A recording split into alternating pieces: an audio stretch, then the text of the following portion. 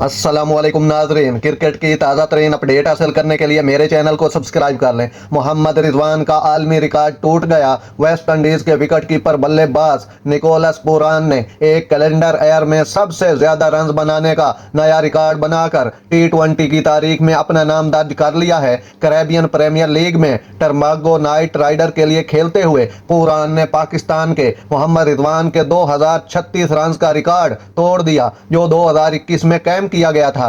पूरान को रिकॉर्ड तोड़ने के लिए सिर्फ 5 रन दरकार थे और उन्होंने बारबाडोस रॉयल के खिलाफ पहले ओवर में यह कारनामा अंजाम दिया। साल के लिए उनका मजमूई स्ट्राइक रेट 160.63 के साथ अब 65 इनिंग्स में हैरान कुन 2059 रन पर है। पूरान की शानदार फॉर्म ने उन्हें एक और संगे मेल अबूर कर लिया। वो क्रिस गेल का रिकॉर्ड तोड़ते हुए एक ही साल में 150 से ज्यादा छक्के लगाने वाले पहले खिलाड़ी बन गए।